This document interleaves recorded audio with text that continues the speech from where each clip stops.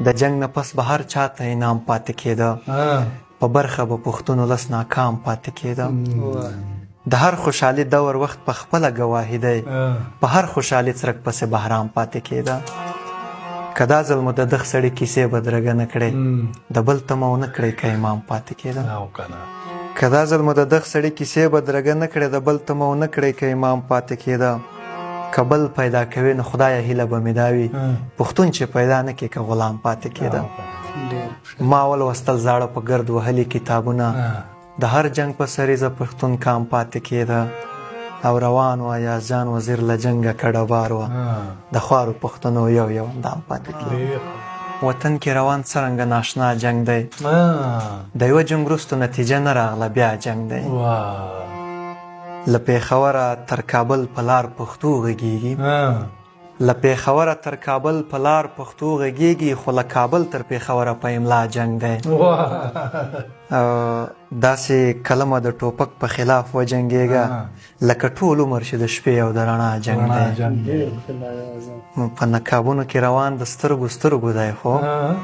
په نقابونو کې روان د سترګو سترګو دی خو تاوان به زړونو ته رسېږي وارخطا جنگ دی ای کابل جانه ای لوګره نور څه نه وایم خو چې په تا جنگ دی لکه زه لکه په ما جنگ دی نړۍ د مار وژل ته ولیکل چې غیر اخلاقي نړۍ د مار وژل ته ولیکل چې غیر اخلاقي خو د پښتون سره د هر سړي روا جنگ دی دته چا هسې خپې لاسونه ورمات کړي دي خو دته چا هسې خپې لاسونه ورمات کړي دي خو دا یازجان وزیر په خاوره د بیدیا زما قسمته خوار او زاره کلمې تېروه دا بېوسۍ خو وینې یاره کلمې تېروه او ما د موسم په بدلیدونکي علم طرحه ویله ما د موسم په بدلیدونکي علم طرحه ویله چا راته ویل چې ګناهګاره کلمې تېروه ډېر ښه دی ډېر ښه دی ډېر ښه جوړښت دی ډېره زیاته مننه او د سیاست وجود اوس بله پاجامه واغوسته د تقریرونو کاروباره دا بیا ووایه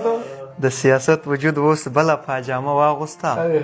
د تقریرونو کاروباره کلمې تېروه او شوخه زړګیه د جانان سترګې دې ولیدلې شوخه زړګیه د جانان سترګې دې ولیدلې ګډوډ قدم وهې په لاره کلمې تېروه که ته د یار په څنګ کې ناسته وې ایاز وزیره وبخه که ته د یار په څنګ کې ناسته وې ثواب وګټه د ایازجان وزیر دپاره کلمې دغه زه هم در سره شریکوم چې کیسه درنه د پښتانه د ټینګې ملې وتړي ساړه پتري مې د ملګري په سینې وتړي که په وړه خبره اختلاف جوړوي بیا د نیتونه ټول عمري د جنازې وتړي دغه چې تا ته معرفي یم داسې نه یم دی دغه چې تا ته معرفي یم داسې نه یم دی خلک په ما پسې له خپل ځانه کیسې وتړي څه بېمانې څه بدنصیبه ملنګي مې وکړه زه چې تېرېږم ټول کلی دروازې وتړي د بل د غږ په نامه ناستو پیغلو وموبخئ د بل د غږ په نامه ناستو پیغلو وموبخئ زمونږ بېځایه رواجونه زمونږ خولې وتړي یو څو ملګري ما یاز وزیر ته هم پکار دي سپینې جنډې چې مې د قبر په خازې وتړي د اختیار وي دا جوره خاموشي تر څو به د اختیار وي دا جوره خاموشي په کار خو دومره نه وه پېښوره خاموشي دا سر تاوان دی د پښتون وطن دپاره که لره خاموشي ده او که بره خاموشي مننه او یو څو سړي اوري خو سر خم لکه بوتان دی یو څو سړي اوري خو سر خم لکه بوتان دی یو څو سړي اوري خو سر خم لکه بوتان دی یو څو ځوانانو ماته کړه په نره خاموشي د ستا د هر یو کاڼي په حساب ګوتې وهمه تر ډېره ماته شوې ده خیبره خاموشي مننه وطنه د تېر شوي وخت بښنه راته وکړه وطنه د تېر شوي وخت بښنه راته وکړه زه بلکل ملامت یم په هره خاموشي ډېر ښه دغه هم دی چې اورو دی ښه زاړه طرزونه پخواني د موسیقۍ اورم زاړه طرزونه پخواني د موسیقۍ اورم چیرته شپونکی د یوازونه د شپېلۍ اورم له پښتونخوا د پښتنو نومونه ورک وګڼه له پښتونخوا د پښتنو نومونه ورک وګڼه نه دریاخان شته نه درخو نه درخانۍ اورم صحیح د مورې باقي ځان ته توجه ورکوم یو څو کیسې مې د برباد زندګۍ اورم لکه بوډا بېوسه زه د جمې لمر ته ناست یم واده کې شر دی ویر ژړا د ګاونډۍ اورم ایاز وزیره ستا د شونډو په پاړ ورسېدم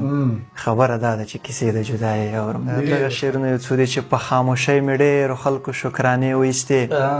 ما په خبرو کې بڼې له زمانې وایستې او هغه چې ماته د ظلم پچپړې ویلې هغه چې ماته د ظلم پچپړې ویلې زما په وینو باندې هغو کارخانې وایستې ستا ډایل شوی نمبر تر اوسه بند را درومي د دې خبرې مې 1500 مانې وایستې او اغیارو زه په مذهبونو کې مصروف ساتلم اغیارو زه په مذهبونو کې مصروف ساتلم دوی په آرام زما له کلي خزانې وایستې ایاز وزیره تا به ویل چې زما خپل سړی دی په څه خبره نن ساکي له میخانې وایستې ایاز وزیره دومره خو د دین کتاب کې نه وه